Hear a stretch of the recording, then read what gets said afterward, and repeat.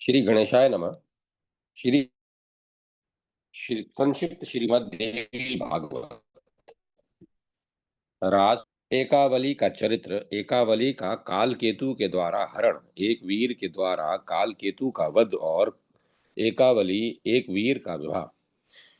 यशोवती ने कहा, एक समय की बात है, सुंदर एकावली प्रातःकाल अपनी सखियों के साथ महल से निकल पड़ी। उसके ऊपर चवर डुलाए जा रहे थे। रक्षकों की पूर्ण व्यवस्था थी। राजेंद्र, उस सुंदरी राजकुमारी के साथ चलने वाले रक्षक पूरे सावधान थे। उनकी भुजाएं आयुधों से सुशोभित थी। मैं भी साथ थी। सुंदर कमल देखकर मनोरंजन के लिए राजकुमारी का यहाँ आना हुआ था। साथ ही बहुत सी सखियां भी थी। जब वे जब मैं और एकावली खेलने में व्यस्त थी, उसी समय अकस्मात एक प्रचंड दानव वहीं आ पहुंचा। उसका नाम कालकेतु था। बहुत से राक्षस उसके साथ थे। सहचारी राक्षसों की भुजाएं परिघ, तलवार, गदा, धनुष, बाण और तोमरों से सुसज्जित थी। राजकुमारी एकावली का रूप बड़ा मनोहर है। दुष्ट कालकेतु की आंखें उस पर गड़ गई। राजन, उस समय मैंने एकावली से कहा, कमल लोचने, देखो, यह कोई दानव आ गया। अतः हम लोग राक्षसों रक्षकों के बीच भाग चलें।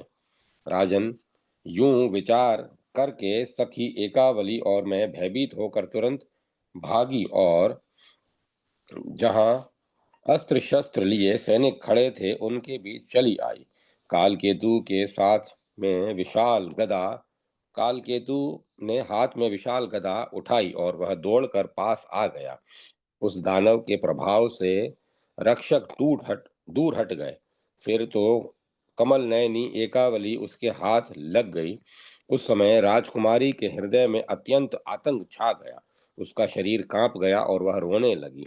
मैंने उस दानव कालकेतु से कहा, तुम इस राजकुमारी को छोड़ दो। मैं साथ चलने को तैयार हूँ, मुझे स्वीकार करो। परंतु मेरी बातें अनसुनी करके एकावली को लेकर वह दैत्य चल दिया। रक्षकों ने ठहरो ठहरो कहकर जब महाबली कालकेतु को रोका, तब भयंकर लड़ाई छिड़ गई। उस दैत्य के साथ बहुत से भयंकर राक्षस हाथ में शस्त्र लिए प्रस्तुत थे। अपने स्वामी का कार्य सिद्ध करने के लिए बड़ी तत्परता के साथ वे युद्ध भूमि में उतर आए। यूं उन यूं उन हमारे रक्षकों के साथ कालकेतु का युद्ध होने लगा। उस महाबली दैत्य ने सभी रक्षकों को मार डाला। राजकुमारी उसके अधिकार में आ गई। तदंतर दानवी सेना के साथ वह राक्षस राजकुमारी को लेकर अपने नगर को जाने लगा। कालकेतु के अधिकार में पड़ी हुई वह राजकुमारी रो रही थी। उसे देखकर मैं भी साथ लग गई। कालकेतु उसे जहां ले जाता, मैं भी वहां चली जाती थी। मेरा अभिप्राय था कि जैसा भी हो, रोती हुई सखी मुझे देखकर धैर्य धारण कर सके। हुआ भी ऐसा ही। जब सखी एकावली ने मुझे अपने साथ देखा, तब उसके हृदय में कुछ शांति आ गई। अब मैं राजकुमारी के पास चली गई। उससे बार बार बातें करने लगी। राजेंद्र, मेरी सखी एकावली दुख से अत्यंत घबरा गई थी। उसके शरीर से पसीना टपक रहा था। मेरे पास जाने पर कंठ से चिपट कर बड़े दुख के साथ वह विलाप करने लगी। उधर कालकेतु ने प्रीति प्रदर्शित करते हुए मुझसे कहा, चंचल नेत्र वाली, तुम्हारी सखी एकावली डर गई है। तुम उसे आश्वासन देकर मेरा संदेश कहो कि प्रिय, मेरा नगर स्वर्ग के समान सुखदायी है। अब तुम उसके समीप आ गई हो। मैं तुम्हारा दास बन गया हूँ। फिर तुम इतनी करुणा के साथ क्यों विलाप कर रही हो? सुलोचने, स्वस्थ हो जाओ। इस प्रकार कहकर दुरात्मा कालकेतु मुझे भी, जो एकावली के पास खड़ी थी, उत्तम रथ पर बैठाकर बड़ी उतावली के साथ अपनी मनोहर नगरी में चला गया। बड़ी भारी सेना उनके पास थी। उस दैत्य का मुख ऐसा प्रसन्न था मानो खिला हुआ कमल हो। यूं वहां पहुंचने पर उस दानव ने मुझको और एकावली को एक भव्य भवन में ठहराया। उस भवन की रक्षा के लिए उसके द्वारा बहुसंख्यक राक्षस नियुक्त हो गए। राजन, अब दूसरे दिन की बात है। कालकेतु ने मुझसे कहा कि तुम्हारी सखी एकावली विरह से घबरा गई है। यह बालिका निरंतर चिंता में डूबी रहती है, तुम इसे समझा दो। सुंदर कमर वाली कांते, तुम मेरी पत्नी बनकर इच्छा अनुसार सुख भोगो। चंद्रवदने, अब इस राज्य पर तुम्हारा अधिकार होगा। मैं सदा के लिए तुम्हारा सेवक बन गया। वह दानव बार बार वही वाक्य कह रहा था। उसे सुनकर मैंने खरा जवाब दे दिया। मैंने कहा, राजन, ऐसी अप्रिय बात मेरे मुख से नहीं निकल सकती। तुम स्वयं ही उससे कहो। मेरे कथन के पश्चात उस दुरात्मा ने मेरी प्यारी सखी एकावली से विनय पूर्वक कहा, कृशोदरी, तुमने मुझ पर मंत्र प्रयोग कर रखा है। कांते, उस मंत्र से अत्यंत आहत मेरा हृदय अब तुम्हारे अधीन है। अतः अब मैं तुम्हारे वशीभूत हो चुका हूँ, इसमें कोई संशय नहीं है। कल्याणी, तुम मुझे पति बनाकर इसे सफल करो। एकावली ने कहा, राजकुमार, है बड़े भाग्यशाली पुरुष हैं। उन्हीं के साथ मेरा विवाह करने के लिए पिताजी ने निश्चय कर लिया है। मैं उनके मन में मैं अपने मन में उन्हें वर्ण भी कर चुकी हूँ। फिर कन्या के लिए जिस सनातन धर्म का पालन करना अनिवार्य है, उसका परित्याग करके अब मैं कैसे दूसरे को पति बनाऊं? हमारा यह शास्त्रीय सिद्धांत तुमसे भी छिपा नहीं है कि पिता कन्या को जिसे सौंपना चाहे उसी को कन्या अपना पति बनाए। कन्या सदा के लिए परतंत्र है, अपनी इच्छा से वह कभी भी कुछ भी नहीं कर सकती। राजन, एकावली के इस प्रकार कहने पर भी दुरात्मा कालकेतु अपने निश्चय से नहीं डिगा। कारण वह राजकुमारी पर आसक्त हो चुका था। अतः विशाल नेत्रों वाली एकावली और उसके पास रहने वाली मैं दोनों उस पापी के हाथ से मुक्त नहीं हो सकी। कालकेतु का नगर पाताल की एक कंदरा में है। वहाँ अनेक प्रकार की कठिनाइयां दृष्टिगोचर होती हैं। वहीं कालकेतु का किला है, चारों तरफ खाइयां बनी हैं, अनेकों पहरेदार पहरा दे रहे हैं। वहीं मेरी प्राण प्रिय सखी एकावली अत्यंत कष्ट के साथ समय व्यतीत कर रही है। उसी के विरह से असीम दुख में पड़ी हुई मैं यहाँ इस प्रकार विलख रही हूँ। एक वीर ने कहा, वरानने, मुझे महान आश्चर्य तो यह हो रहा है कि उस दुराचारी कालकेतु के नगर से तुम यहाँ कैसे आ सकी। मैं इसका रहस्य तुमसे सुनना चाहता हूँ। राजकुमारी का कथन है कि मेरे पिता ने है के साथ कन्यादान करने की बात निश्चित कर ली है। तुम्हारी यह युक्ति भी मुझे महान संदेहास्पद प्रतीत हो रही है। मेरा ही नाम राजा है। इस नाम के दूसरे कोई नरेश नहीं है। तुम्हारी सुंदर आंखों वाली सखी मेरे लिए ही तो नहीं कह रही है। सुप्रभु, सुभ्रु, भामिनी, तुम मेरे इस संदेह को दूर करो। तदंतर मैं उस अधम राक्षस को मारकर एकावली को अवश्य ले आऊंगा। सुवर्ते, तुम यदि कालकेतु का स्थान जानती हो तो उसे मुझे दिखा दो। एकावली के पिता राजा रैब्य को तुमने यह समाचार जनाया है या नहीं? राजकुमारी बड़ा ही कष्ट सह रही है, जिसकी ऐसी प्यारी कन्या का अपहरण हो जाए और वह जान न सके, वह कितने आश्चर्य तथा दुख की बात है। तथा अथवा राजा रैब्य यदि जानते हैं तो फिर उन्होंने राजकुमारी को छुड़ाने के लिए यत्न क्यों नहीं किया? कन्या कारागार में कष्ट भोग रही है, यह जानकर राजा कैसे स्थिर बैठे हैं? वे शक्तिहीन तो नहीं हो गए हैं? सुवर्ते, तुम शीघ्र इसका कारण बताने की कृपा करो। अब मेरे हृदय में यह अभिलाषा जाग उठी है कि मैं उस सुंदरी को अत्यंत संकट से छुड़ाकर कब सुखी देखूं। मैं तुमसे सुनना चाहता हूँ। कालकेतु की अत्यंत दुर्गम नगरी में जाने का क्या उपाय है? पर पहले यह तो बताओ कि तुम उस असीम कष्ट को पार करने करके यहाँ कैसे आ गई? यशोवती बोली, राजन, मैं बचपन से ही भगवती जगदम्बा के बीज मंत्र का ध्यान पूर्वक जप करना चाहती हूँ। एक सिद्ध ब्राह्मण की कृपा से मुझे यह मंत्र प्राप्त हुआ था। राजन, मैं जब कालकेतु के बंदी गृह में थी तब वहां मैंने इस बीज मंत्र का चिंतन आरंभ कर दिया। यूं तो प्रचंड पराक्रम वाली देवी चंडी का आराधन मैं निरंतर करती ही रहती हूँ। उपासना करने पर भगवती बंधन से मुक्त कर देंगी, यह निश्चय है। भक्तों पर कृपा करने वाली और शक्ति देवी सब कुछ देने में पूर्ण समर्थ है, जो अपनी सामर्थ्य से जगत का सृजन और पालन करती है तथा कल्प के अंत में संसार का संहार भी जिन पर ही निर्भर है। वे भगवती निराकार और निराश्रय है। वे सर्वरूपमयी एवं सर्वव्यापक भी है। मैं ऐसा मन में सोचकर, जो विश्व की अधिष्ठात्री है, जिनका कल्याण में सौम्य विग्रह है, जो लाल रंग के वस्त्र धारण किए रहती हैं तथा जिनकी आंखों से लालिमा झलकती रहती है, उन भगवती जगदम्बा का ध्यान करने लगी।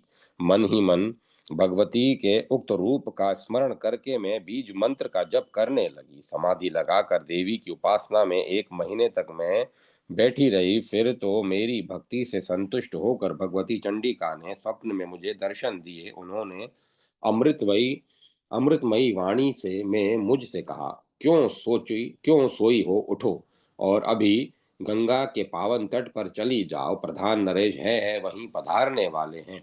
उन महाबाहु नरेश का नाम एक वीर है। संपूर्ण शत्रुओं को कुचल देने की शक्ति रखने वाले वे नरेश बड़े अच्छे विद्वान हैं। मुनिवर दत्तात्रेय ने मेरे बीज मंत्र का उन्हें भली भांति अभ्यास करा दिया है। अतः अपार भक्ति के साथ राजा एक वीर मेरी उपासना में निरंतर लगे रहते हैं। उनके मन से मैं कभी अलग नहीं होती। वे सदा मेरी पूजा में संलग्न रहते हैं। संपूर्ण भक्तों में एकमात्र मुझे ही देखना उनकी निश्चित धारणा है। मेरी उपासना के सिवाय वे और कुछ जानते ही नहीं। उन्हीं महामती भूपाल के द्वारा तुम्हारा संकट दूर होगा। भगवती लक्ष्मी उनकी माता हैं। घूमती घूमते हुए गंगा के तट पर आकर वे तुम्हारे रक्षक बन जाएंगे। उन राजा एक वीर के हाथों काल केतु मृत्यु का ग्रास बन जाएगा और मानिनी एकावली बंधन से मुक्त हो जाएंगी। तत्पश्चात संपूर्ण शास्त्र के पारगामी उन्हें सुंदर राजकुमार उन्हीं सुंदर राजकुमार के साथ एकावली के विवाह की व्यवस्था तुम करवा देना। इस प्रकार स्वप्न में मुझसे कहकर देवी अंतर ध्यान हो गई और मेरी भी नींद तुरंत टूट गई। तदंतर स्वप्न की सारी घटना तथा देवी की आराधन की बातें मैंने राजकुमारी एकावली को कह सुनाई। सुनकर उस कमल नयनी का मुखमंडल प्रसन्नता से खिल उठा। अत्यंत संतुष्ट होकर पवित्र मुस्कान वाली उस सखी ने मुझसे कहा, प्रिय, तुम शीघ्र वहां पहुंचकर मेरा कार्य सिद्ध करने में तत्पर हो जाओ। भगवती की वाणी अमोघ है।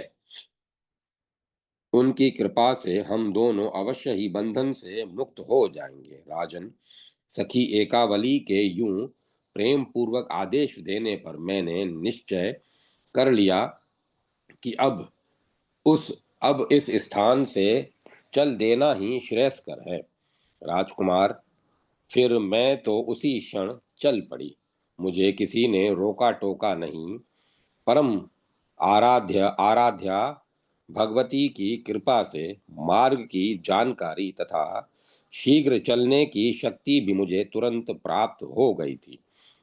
ये ही सब मेरे दुख के कारण हैं जो मैं बता चुकी। वीर, जैसे मैंने अपना परिचय दे दिया, वैसे अब तुम भी बताओ कि तुम कौन हो और तुम्हारे पिता का क्या नाम है? व्यास जी कहते हैं, राजन, प्रतापी नरेश एक वीर भगवती लक्ष्मी के सुपुत्र हैं। यशोवती की बात सुनकर उनका कमल जैसा मुख प्रसन्नता से खिल उठा। वे उससे कहने लगे, राजा, एक वीर ने कहा, रंभोरु, तुमने विशद रूप से जो मेरा वृतांत पूछा है वह सुनो। मैं ही है हूँ। मेरा नाम एक वीर है। लक्ष्मी जी मेरी ही माता हैं। तुमने सर्वप्रथम अपनी सखी एकावली के संपूर्ण जगत के रूप को तिरस्कृत करने वाले रूप का वर्णन किया है। उससे मेरा मन विहल हो उठा है। तदंतर तुमने जो यह कहा कि काल केतु दैत्य के सामने एकावली ने कहा कि मैं है को वर्ण कर चुकी हूँ, इन उनके सिवाय दूसरे किसी को मैं स्वीकार नहीं कर सकती, यह बिल्कुल निश्चित है। तवंगी, राजकुमारी के इस कथन से तो मैं अब उसका दास ही बन गया। सुकेशांते, बताओ, इस अवसर पर मुझे क्या करना चाहिए? सुलोचने, दुरात्मा काल केतु के स्थान से मैं बिल्कुल अपरिचित हूँ। विशालाक्षी, मैं तुमसे उपाय जानना चाहता हूँ। मुझे वहां पहुंचने में तुम पूर्ण समर्थ हो, अतः तुम्हारी सुंदरी एकावली सखी एकावली जहाँ रहती हैं, वहां मैं शीघ्र जा सकूं, ऐसी व्यवस्था करो। राजकुमारी एकावली तुम्हारी प्रिय सखी है। राक्षस के अधीन होकर उसे अत्यंत दुख सहने पड़ते हैं। तुम निश्चय समझो कि मैं अभी उस राक्षस को मारकर उसे छुड़ा लाऊंगा। मेरे प्रयास से राजकुमारी के सभी संकट टल जाएंगे और वह तुम्हारे नगर में लौट आएंगी। फिर मैं राजकुमारी एकावली को उसके पिता के पास पहुंचा दूंगा। उसके साथ इसके बाद परम तपस्वी राजा रैभ्य अपनी पुत्री का विधिवत विवाह कर सकेंगे। प्रिय वंदे, तुम्हारे सहयोग से मेरी ये मनचाही बातें पूर्ण हो सकती हैं, अतः तुम शीघ्र काल केतु की नगरी दिखाकर मेरा पराक्रम देख लो। वरवर्णिनी, पराई स्त्री को अपनाने वाले उस पापी राक्षस को जिस किसी प्रकार भी मारने में मैं सफल हो सकूं, वैसा ही यत्न करो। सबसे पहले तो तुम काल केतु के दुर्गम नगर का मुझे मार्ग मुझे दिखा दो। व्यास जी कहते हैं, राजकुमार, एक वीर की यह प्रिय वाणी सुनकर यशोवती का मुख प्रसन्नता से खिल उठा। कालकेतु की नगरी में जाने के लिए बड़े आदर के साथ अब यशोवती एक वीर को उपाय बतलाने लगी। उसने कहा, राजेंद्र, भगवती का बीज मंत्र सिद्धि प्रदान करने वाला है। तुम इसकी दीक्षा ले लो।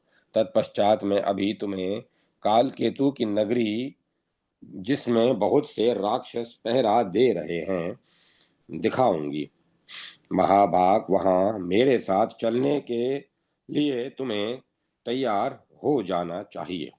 साथ में विशाल सेना भी ले लेना चाहिए, क्योंकि वहां युद्ध होने की निश्चित संभावना है। काल केतु बड़ा पराक्रमी दैत्य है। बहुत बलवान राक्षस उसके पास हैं। अतएव मंत्र का अभ्यास करके ही तुम मेरे साथ चलो। मैं पापी कालकेतु की नगरी का मार्ग दिखाने की पूरी चेष्टा करूंगा। राजन, अब उस दुराचारी को शीघ्र ही मारकर मेरी सखी को बंधन से मुक्त कराना तुम्हारा परम कर्तव्य है। यशोवती का कथन सुनकर एक वीर ने उसी क्षण मंत्र की दीक्षा ले ली। दत्तात्रेय जी ज्ञानियों के शिरोमणि माने जाते हैं। संयोगवश वहां उनका शुभागमन हो गया था। उन्हीं उन्हीं ने योगेश्वरी के महामंत्र का उपदेश दिया था। भगवती के इस मंत्र को त्रिलोकी का तिलक कहते हैं।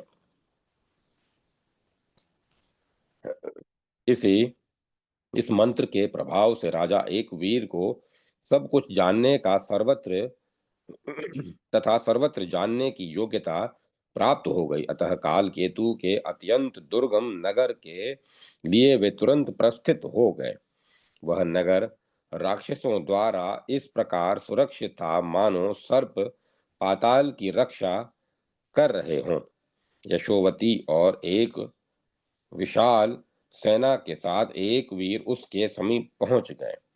उन्हें आते देख कर कालकेतु के दूत भय से घबरा उठे। अतः उन्हें बड़ी उतावली के साथ चिल्लाते हुए वे सभी कालकेतु के पास पहुंचे। उस समय वह दैत्य एकावली के पास बैठकर तरह तरह से प्रार्थना कर रहा था। दूतों ने समझ लिया हमारा यह स्वामी काम से मोहित हो गया है। अतः उससे वे कहने लगे। दूत बोले, राजन, इस कामिनी के साथ आने वाली यशोवती नामक एक स्त्री आ रही है। उसके साथ कोई एक राजकुमार भी है। महाराज, पता नहीं वह इंद्रपुत्र जयंत है अथवा शंकर कुमार कार्तिकेय। एक बड़ी विशाल सेना लेकर बल के अभिमान से मत हुआ वह आ रहा है। राजेंद्र, अब आप सावधान हो जाएं, युद्ध का अवसर सामने आ गया है। उस देवपुत्र के साथ युद्ध कीजिए अथवा इस कमल नयनी से स्नेह की छोड़िए। राजन, शत्रु सेना निकट आ गई है, केवल 3 ही योजन दूर है। आप शीघ्र सजग हो जाइए, रणधुंदुबी बजाने की आज्ञा दे दीजिए। व्यास जी कहते हैं, दूतों की बात सुनकर कालकेतु क्रोध से मूर्छित सा हो गया। उसके पास बहुत से राक्षस शस्त्रधारी सैनिकों के साथ विद्यमान थे। उनसे उसने कहा, राक्षसों, तुम सब लोग हाथ में अस्त्र शस्त्र लेकर शत्रु के सामने जाओ। यूं राक्षसों को जाने की आज्ञा देकर कालकेतु ने बड़ी नम्रता के साथ एकावली से पूछा। उस समय वह राजकुमारी अत्यंत दुखी होकर विवशता पूर्वक उसके पास उसके निकट ही बैठी हुई थी। कालकेतु ने उससे कहा, तवंगी तनवंगी, यह कौन आ रहा है? तुम्हारे पिता हैं अथवा कोई अन्य पुरुष? कृषदरी कृषोदरी, तुम्हें लेने के लिए सेना सहित आने वाले इस व्यक्ति का सच्चा परिचय बताने की कृपा करो। संभव है तुम्हारे पिता विरह से आतुर होकर तुम्हें लेने के लिए आ रहे हों। मैं यदि जान जाऊंगा कि यह तुम्हारे पिताजी हैं तो मैं संग्राम नहीं करूंगा, बल्कि उन्हें सादर घर पर ले आऊंगा और रत्न वस्त्र एवं सुंदर घोड़े भेंट देकर उनका स्वागत करूंगा। मेरे घर पधारने पर सम्यक प्रकार से उनका आतिथ्य सत्कार होगा, और यदि कोई दूसरा राजा होगा तो तीखे तीरों से उसके प्राण हर लिए जाएंगे। यह निश्चय है कि महात्मा काल की प्रेरणा से मरने के लिए ही वह यहाँ आ रहा है। अतएव विशालाक्षी, बताओ, मैं साक्षात काल हूँ, मुझ में अपार बल है, कोई मुझे जीत नहीं सकता। मेरे इस प्रभाव को न जानकर किस मूर्ख का यहाँ आना हो गया। एकावली ने कहा, महाभाग, इतनी शीघ्रता से वह कौन आ रहा है मैं नहीं जानती। अभी तक किसी को भी मालूम नहीं कि मैं तुम्हारे यहाँ बंधन में पड़ी हूँ। न ये मेरे पिता हैं और न ये मेरे भाई हैं। दूसरा ही कोई महान पराक्रमी पुरुष हो सकता है। किस उद्देश्य से वह यहाँ आ रहा है यह भी निश्चित रूप से मैं नहीं जानती। कालकेतु दैत्य ने कहा, ये दूत इस प्रकार आ रहे हैं कि तुम्हारी सखी यशोवती का ही सारा प्रयत्न है। यह वही इस वीर को साथ लेकर आ रही है। कांते, तुम्हारी वह सखी कार्य करने में बड़ी कुशल जान पड़ती है, वह कहाँ गई है? दूसरे किसी से तो मेरी शत्रुता है नहीं जो मेरे विरोध में खड़ा हो सके। व्यास जी कहते हैं, इस प्रकार बातचीत हो ही रही थी कि दूसरे दूत वहां आ पहुंचे। कालकेतु घर पर बैठा था। अत्यंत भय के साथ उन दूतों ने उससे कहा, महाराज आप कैसे निश्चिंत बैठे हुए हैं? अब शत्रु सेना बिल्कुल सन्निकट आ पहुंची है। आप एक बहुत विशाल सेना के साथ शीघ्र नगर से बाहर पधारिए। दूतों की बातें सुनने के पश्चात महाबली काल केतु तुरंत रथ पर सवार होकर अपने नगर से निकल पड़ा। इतने में प्रतापी एक वीर भी घोड़े पर चढ़े हुए सामने आ पहुंचा। अब दोनों में इस प्रकार युद्ध छिड़ गया मानो इंद्र और वृत्रासुर लड़ रहे हों। युद्ध आरंभ होने पर भांति भांति के अस्त्र शस्त्र चलने लगे। उन अस्त्रों से दिशाएं चमकने लगी। उस समय कातरों के हृदय में महान आतंक छा गया। तदंतर एक वीर ने गदा से मारकर कालकेतु के प्राण हर लिए। वह दानव इस प्रकार पृथ्वी पर गिरा मानो वज्र का मारा हुआ पर्वत हो। कालकेतु की मृत्यु होते ही शेष सभी राक्षस भागकर जहां तहां छिप गए। भय से उनका कलेजा कांप रहा था। तब यशोवती शीघ्र ही एकावली के पास पहुंची। उसके मन में असीम आनंद भरा था। उसने मधुर वाणी में एकावली से आश्चर्य युक्त वचन कहा, सखी इधर पधारो, देखो यह दानव महाभाग एक वीर के प्रयास से सदा के लिए सो गया। वे बड़े बुद्धिमान पुरुष हैं। उन्हीं इन्होंने इन्होंने बड़ी कठिन लड़ाई लड़ी है। इस समय वे राजा एक वीर अत्यंत थक जाने के कारण बाहर द्वार पर ही विराज रहे हैं। उनके मन में तुम्हें देखने की प्रतीक्षा लगी हुई है। कारण तुम्हारे रूप और गुणों की बात वे सुन चुके हैं। राजकुमारी,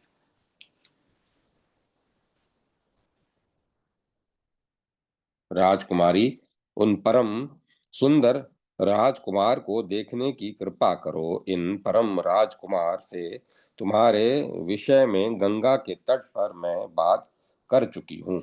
बातचीत के प्रभाव से ही वे तुम पर पूर्ण अनुरक्त हो गए हैं और तुमको देखने के लिए अत्यंत उत्सुक हैं। यशोवती की बात सुनकर राजकुमारी एकावली के मन में जाने की बात तो जच गई, परंतु अभी वह राजकुमारी थी, अतएव भय से घबरा उठी। उसके मन में पर्याप्त संकोच था। उसे उसने सोचा, मैं एक कुमारी कन्या कैसे राजकुमार का मुख देखूंगी।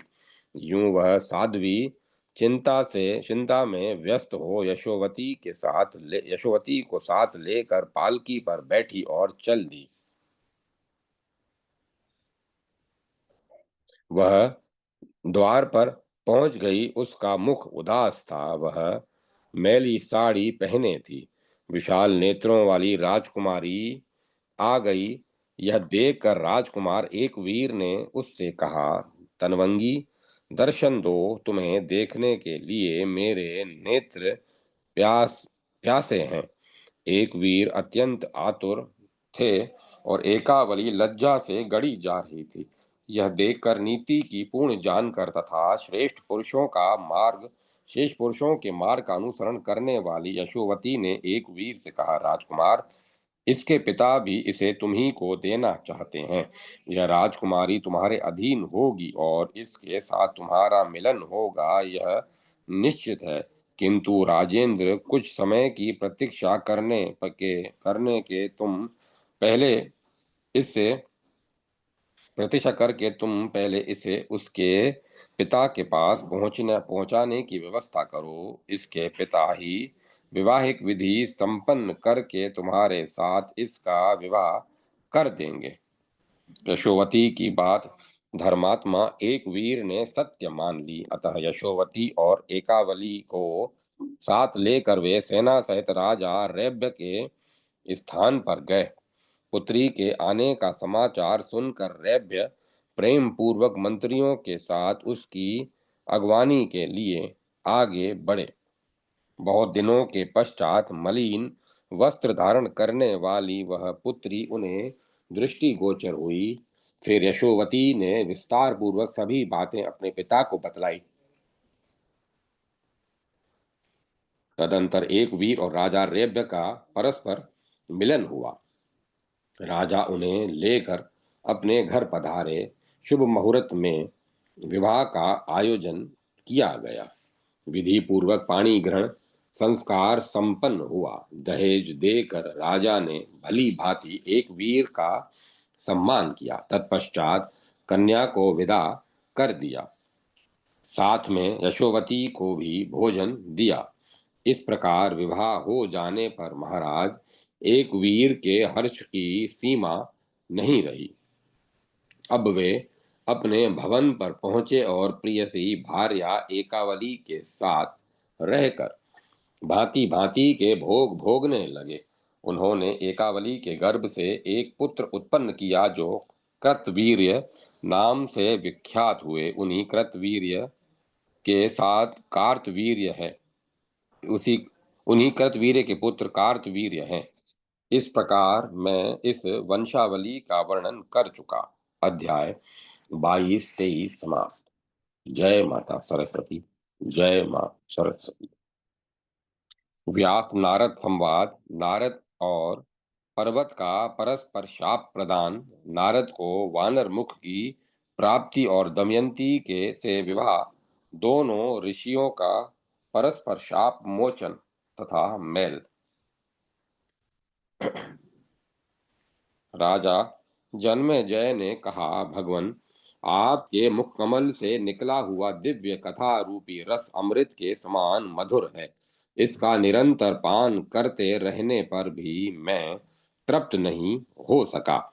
आपने है वंशी राजकुमारों राजाओं की उत्पत्ति का प्रसंग मुझसे विस्तार पूर्वक जो कहा है वह बड़ा ही विचित्र एवं आश्चर्यजनक है। इस विषय में मुझे सबसे बढ़कर आश्चर्ययुक्त शंका तो यह हो रही है कि बड़े बड़े देवताओं को मोह क्यों हो जाता है। ब्राह्मण, आप सर्वज्ञानी पुरुष हैं। आप मेरे इस संदेह को दूर करने की कृपा कीजिए। व्यास जी कहते हैं, राजन सुनो, इस शंका का निर्णित उत्तर पूर्व समय में मैंने मुनिवर नारद के मुख से जैसा सुना है ठीक वैसा ही बता रहा हूँ। ब्रह्मा जी के मानस पुत्र का नाम नारद है। वे परम तपस्वी सर्वज्ञानी शांत स्वरूप सर्वत्र जाने की योग्यता रखने वाले संपूर्ण जगत के प्रेमी एवं प्रकांड विद्वान हैं। एक समय की बात है, मुनिवर नारद जी स्वर और तान के साथ वीणा बजाते हुए इस भूमंडल पर विचर रहे थे।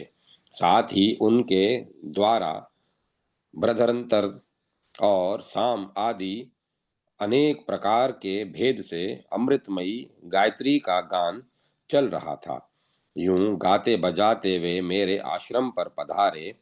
उस समय मैं शम्याप्रास नामक महान तीर्थ में था।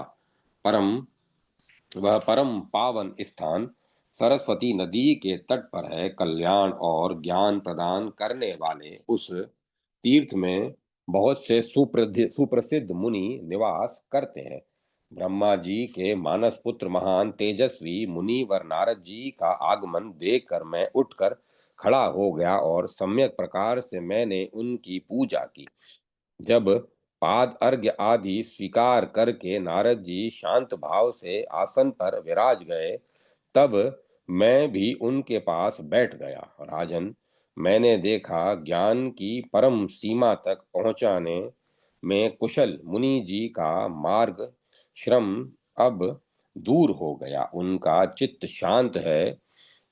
तब अभी जो प्रश्न तुमने मुझसे किया है वही मैंने उनसे किया था। मैंने कहा, मुने, इस मिथ्या जगत में प्राणियों को क्या सुख है? सम्यक प्रकार से विचार करने पर कहीं भी किंचन मात्र भी सुख मुझे दिखाई नहीं पड़ता।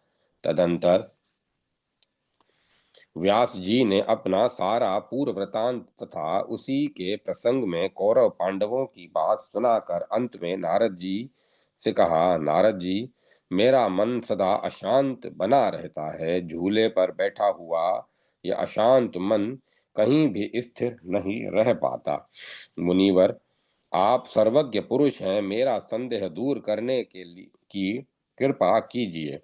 तब परमार्थ ज्ञानी नारद जी मेरी बात सुनने के पश्चात मुस्कुराकर मुझसे प्राणियों को मोह होने का कारण बताने लगे। नारद जी ने कहा, पराशर नंदन व्यास जी, आप क्या पूछते हैं?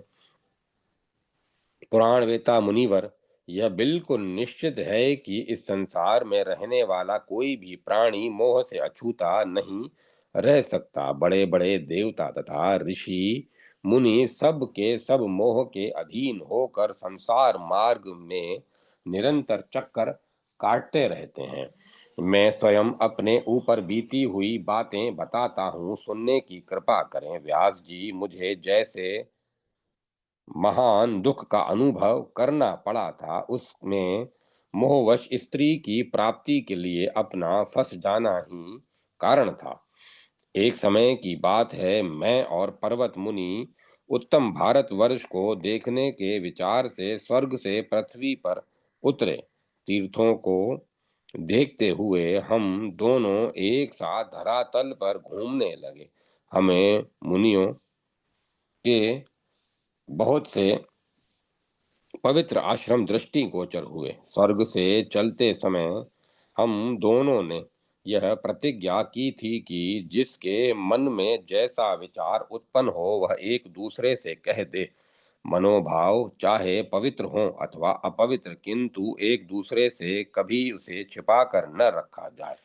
स्त्री, धन अथवा भोजन विषयक जैसी भी इच्छा जिसके मन में उत्पन्न हो वह परस्पर एक दूसरे के एक दूसरे से अवश्य कह दे।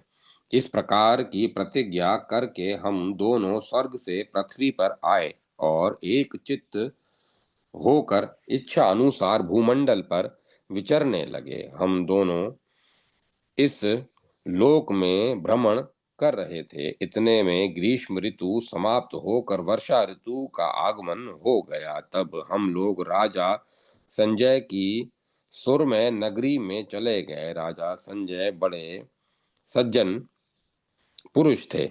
उन्होंने भक्ति पूर्वक हमारा भली भांति स्वागत सम्मान किया। उन्हीं के भवन पर रहकर हमारा चौमासा व्यतीत हुआ।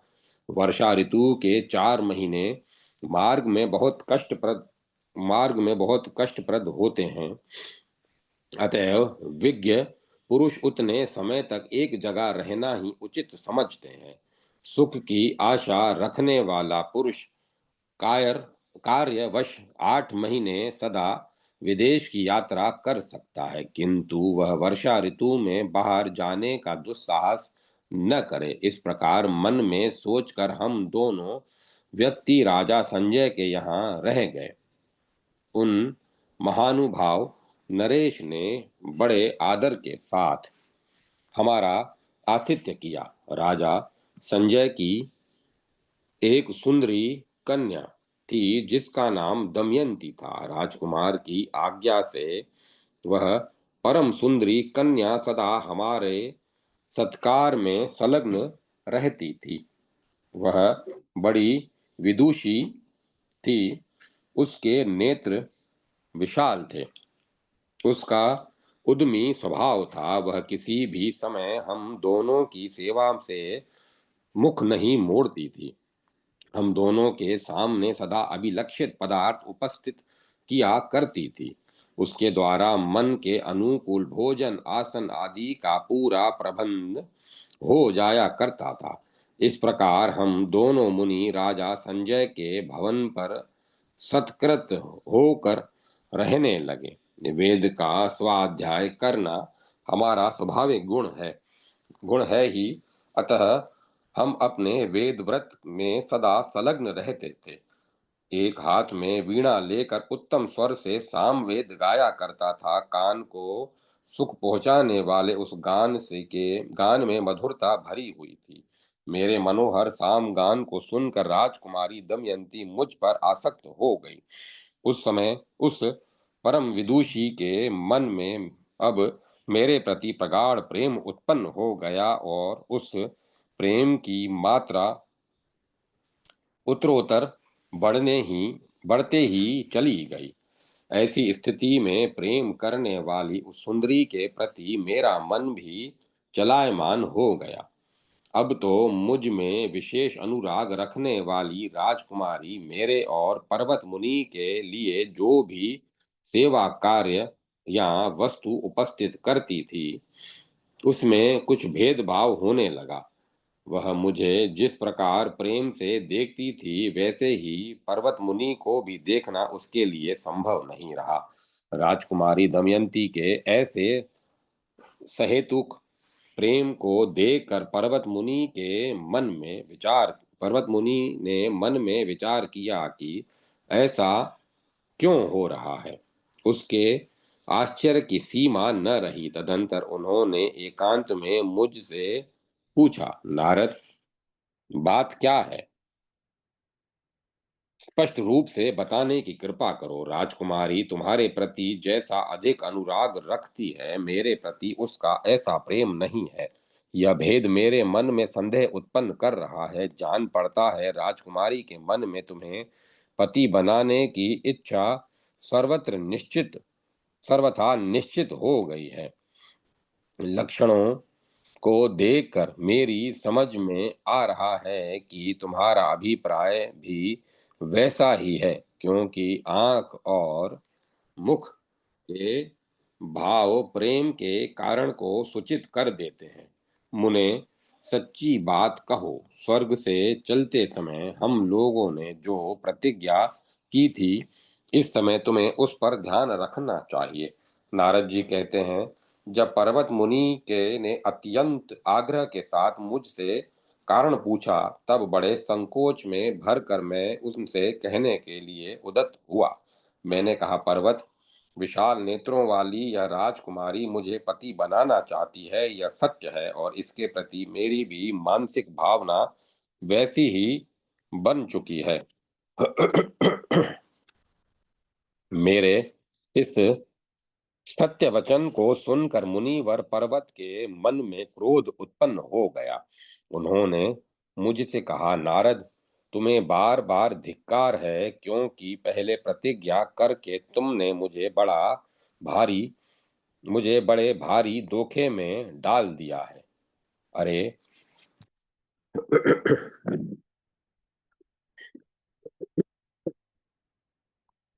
अरे मित्रद्रोही, मैं तुम्हें शाप दे रहा हूं, तुम अभी बंदर के मुख वाले बन जाओ।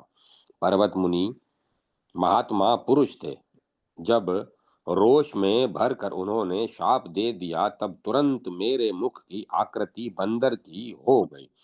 संबंध में वे मुनि मेरी बहन के लड़के थे, पर क्रोधवश मैं भी उन्हें शाप न क्षमा न कर सका। मैंने भी शाप दे दिया कि अब से तुम भी स्वर्ग के अनाधिकारी हो जाओ। पर्वत, तुम्हारी बुद्धि खोटी है। इतने थोड़े से अपराध पर तुमने मुझे शाप दे दिया, अतएव तुम भी अब मृत्यु लोक की ही हवा खाते रहो।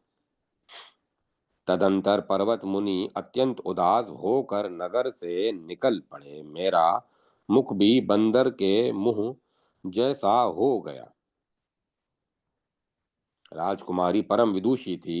वीणा का स्वर सुनने से वह बड़ा उत्साह रखती थी। जब उसने क्रूर बंदर को मुझ क्रूर बंदर को देखा, तब उसके मुख पर अप्रसन्नता की घनी घटाएं छा गई। व्यास जी ने पूछा, ब्राह्मण, इसके बाद क्या हुआ? आपने शाप से कैसे छुटकारा पाया? फिर आपकी मुखाकृति मानवाकार कैसे हुई? यह प्रसंग पूर्ण रूप से बताने की कृपा करें।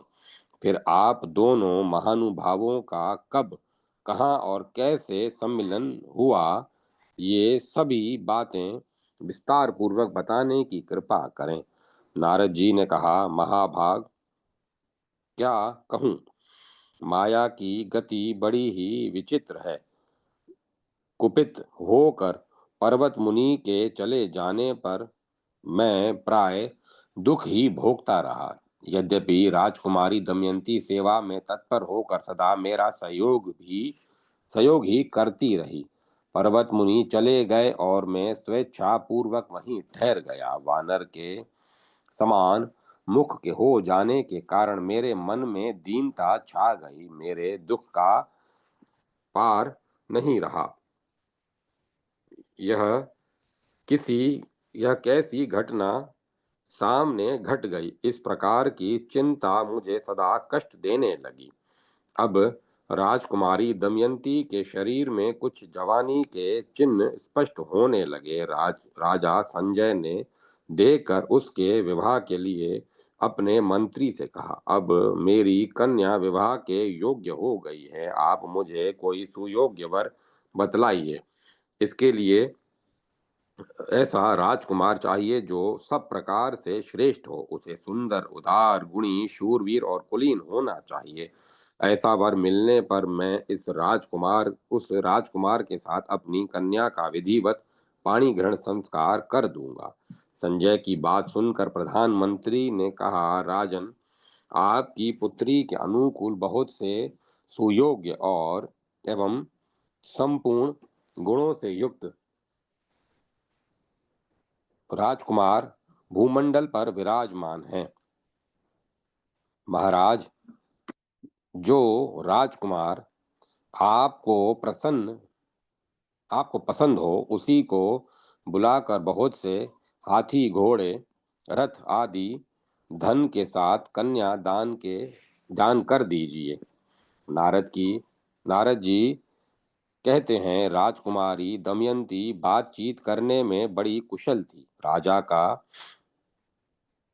अभिप्राय जानकर उसने अपनी धाय के द्वारा एकांत में उनसे कहलाया। धाय ने कहा, महाराज, आपकी कन्या दमयंती ने मुझसे कहा है कि धाय, तुम मेरे पिता से विनय पूर्वक मेरी हितकर बातें कह दो।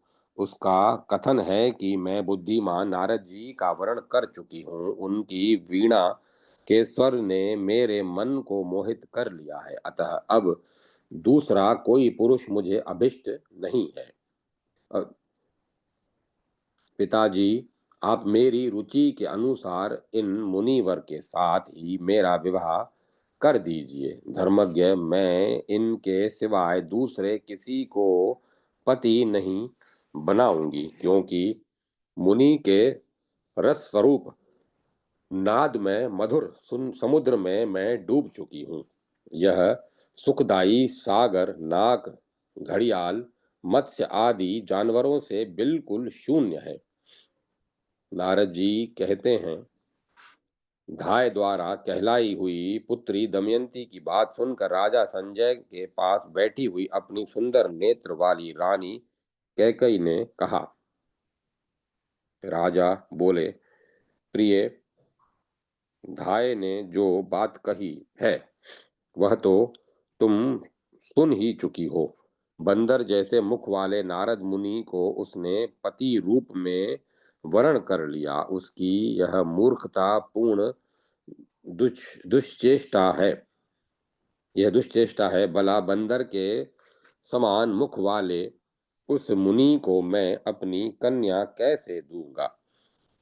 कहाँ भीख मांगने वाला वह कुरूप मुनि, और कहाँ मेरी लाडली परम सुंदरी कन्या दमयंती? ऐसा बेमेल संबंध कभी भी नहीं किया जा सकता। प्रिय, तुम्हारी यह भोली कन्या मुनि पर आसक्त हो गई है।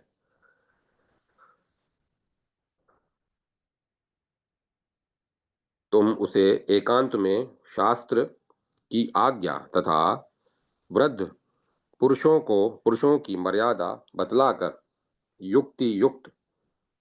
युक्ति पूर्वक समझाकर उस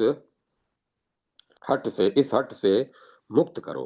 पतिदेव की यह बात सुनकर रानी कैकई ने राजकुमारी दमयंती से कहा, बेटी, कहाँ तो तुम जैसी रूपवती राजकन्या और कहाँ बंदर मुंह मुहा निर्धन मुनि।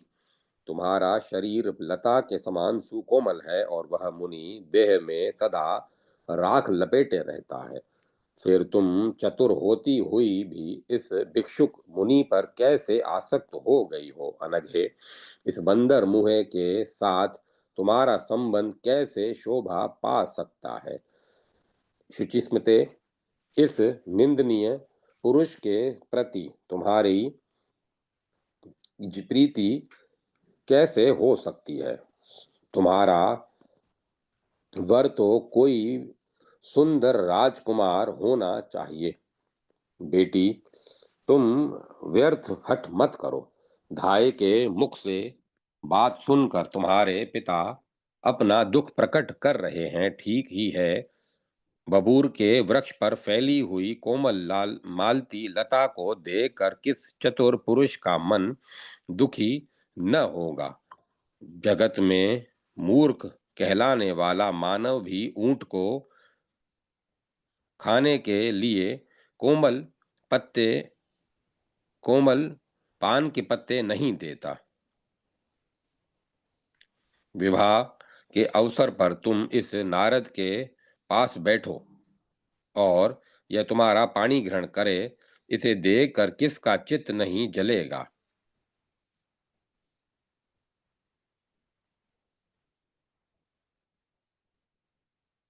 ऐसी घृणित मुख वाले ऐसे घृणित मुख वाले के साथ तो बातचीत में भी रुचि उत्पन्न करने की संभावना नहीं होती। अतएव इस नारद के साथ अंत तक तुम अपना जीवन कैसे व्यतीत कर सकोगी। नारद जी कहते हैं, सुकुमारी दमयंती मेरे विषय में अपनी पक्की धारणा बना चुकी थी। माता के साथ माता की बात सुनकर अत्यंत घबराहट के साथ उसने कहा, माताजी, जब ये मुनि रस मार्ग से बिल्कुल अनभिज्ञ है और सांसारिक विषय वासना का इन्हें कुछ भी ज्ञान नहीं है, तब इन्हें सुंदर मुख, धन और राज्य से क्या प्रयोजन है। माताजी, वन में रहने वाली उन हिरणियों को भी धन्यवाद है जो वीणा का मधुर स्वर सुनकर प्राण तक देने को तैयार हो जाती हैं। जो मूर्ख मानव इस स्वर से प्रेम नहीं करते वे जगत में धिक्कार के पात्र समझे जाते हैं मैं समझे जाते हैं। माँ, नारद जी जिस सप्त स्वरमयी विद्या का ज्ञान नारद जी को जिस सप्त स्वरमयी विद्या का ज्ञान है उसे शिव जी को छोड़कर तीसरा कोई भी पुरुष नहीं जानता। मां, मूर्ख के साथ रहने पर तो प्रति क्षण ही मृत्यु का सामना करना पड़ता है। अतः रूपवान और धनवान होने पर भी यदि कोई मूर्ख है तो उस पुरुष को सदा त्याग देना चाहिए। व्यर्थ गर्व करने वाले मूर्ख राजा की मैत्री को धिक्कार है। गुणी भिक्षुक की मैत्री को मैं श्रेष्ठ मानती हूँ, कारण उसके वचन मात्र से सुख की अनुभूति होती रहती है। स्वर, ग्राम और मुछरना आदि 8 प्रकार के भेदों को जानने वाला दुर्लभ पुरुष भी मिलना कठिन है। स्वर के ज्ञान में परम प्रवीण पुरुष कैलाश तक पहुंचाने वाली गंगा और सरस्वती की तुलना कर सकता है। जो स्वर के प्रमाण को जानता है, उसे मनुष्य होते हुए भी देवता समझना चाहिए। स्वर भेद से अनभिज्ञ इंद्र भी पशु के तुल्य है।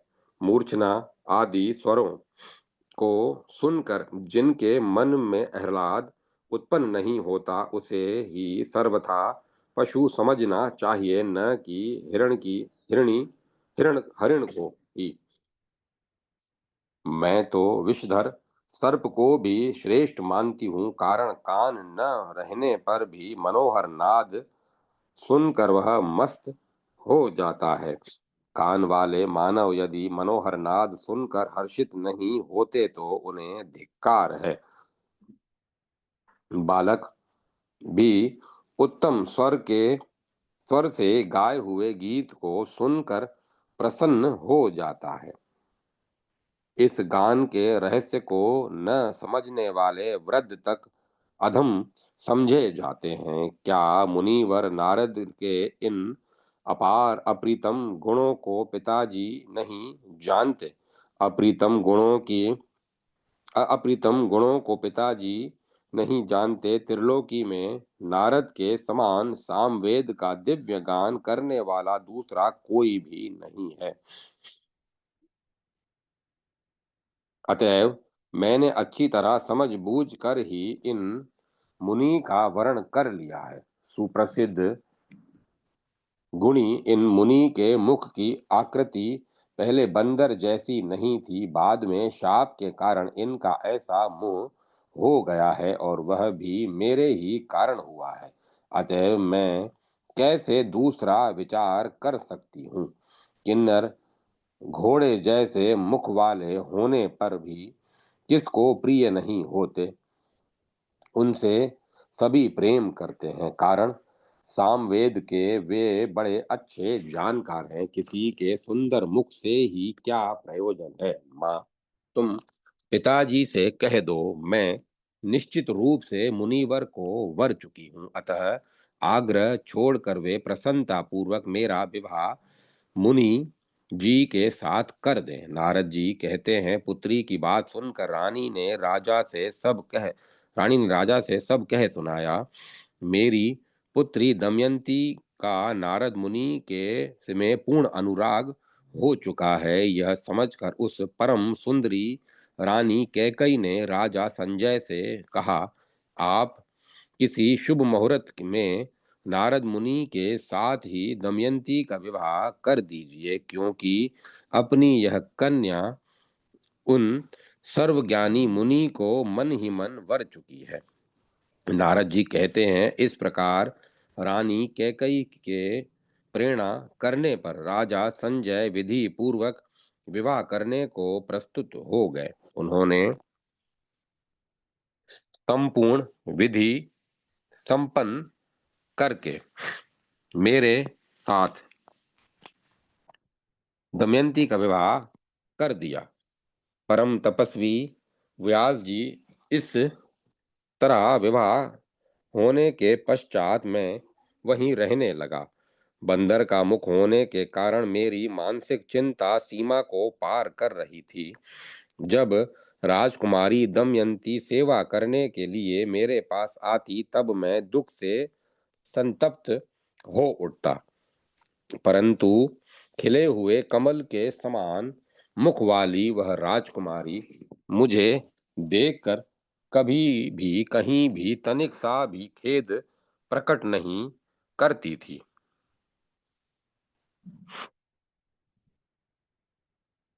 मेरे बंदर के मुख से उसके मन में जरा भी उद्वेग नहीं था। कुछ समय व्यतीत होने के पश्चात सहसा एक दिन पर्वत मुनि मेरे स्थान पर पधारे। उनके अनेक तीर्थों में भ्रमण करते हुए मुझसे मिलने के विचार से ही वे आ गए थे। मैंने उनका पर्याप्त सम्मान किया, उनकी विधिवत पूजा की। एक दिन वे आसन पर बैठे थे, उस समय मुझको और दमयंती को देखकर उनका मन दुखी हो गया, क्योंकि मेरी स्थिति बड़ी ही दयनीय थी। बंदर का मुंह होने के कारण विवाह करके मैं अत्यंत चिंतित हो कालक्षेप कर रहा था। मुझे अपने मामा को ऐसा दुखी देखकर उन परम दयालु मुनि ने कहा, मुनिवर नारद, क्रोध में आकर मैंने तुम्हें शाप दे दिया था, किंतु सुनो, मैं अब उसे दूर कर देता हूँ। नारद, अब तुम मेरे पुण्य के प्रभाव से पुनः सुंदर मुख वाले बन जाओ, क्योंकि इस समय राजकुमारी को देखकर मेरा मन करुणा से ओतप्रोत हो गया है। नारद जी कहते हैं, मुनिवर पर्वत की बात सुनकर मेरा मन भी नम्रता और कृतज्ञता से भर गया। उसी क्षण मैंने भी जो उन्हें शाप दिया था उसका मार्जन कर दिया। मैंने कहा, मुनिवर पर्वत, तुम मेरी बहन के सुयोग्य पुत्र हो, तुमको मैंने शाप दे दिया था, उसे स्वेच्छा पूर्वक सानंद वापस ले रहा हूं, अतः तुम स्वर्ग में जा सकते हो। फिर तुरंत फिर तुरंत पर्वत मुनि के कथनानुसार उसने देखते देखते ही मेरा मुख अत्यंत सुंदर बन गया। जब राजकुमारी के हर्ष की सीमा नहीं रही। उसने तुरंत अपनी माता से कहा, माँ, तुम्हारे परम तेजस्वी जमाता अब सुंदर मुख वाले बन गए हैं। पर्वत मुनि की आज्ञा के अनुसार उनके शाप से इनका उद्धार हो गया है। पुत्री की बात सुनकर रानी ने राजा से यह प्रसंग कह सुनाया। सुनते ही राजा संजय परम प्रसन्न होकर मुझे देखने के लिए वहां पधारे। उस समय उन महाभाग नरेश के मन में अपार आनंद हो रहा था। उन्होंने मुझे उपहार में बड़ा सा धन दे दिया और फिर भागिने पर्वत मुनि को भी सादर उपहार समर्पित किया। मेरे इस जीवन में ये सब प्रसंग घट चुके हैं। मेरे अनुभव से यह महामाया का ही प्रभाव एवं महात्म्य है। महाभाग माया के गुण से विचरित यह संसार बिल्कुल असक्त है। उसमें आसक्त होकर रहने वाला कोई भी प्राणी न सुखी हो सका है और न है और न होगा। काम, क्रोध, लोभ, मत्सर, ममता, अहंकार और मद ये सभी असीम बलशाली हैं। इन पर किसने विजय पाई है? मुने, सतव, रज, तम ये तीन गुण ही प्राणियों के देह धारण करने में सर्वथा कारण होते हैं। व्यास जी, एक समय की बात है, मैं भगवान विष्णु के साथ वन में घूम रहा था। आपस में कुछ विनोद की बातें चल रही थी। उसी क्षण मुझे अनायास ही स्त्री हो जाना पड़ा।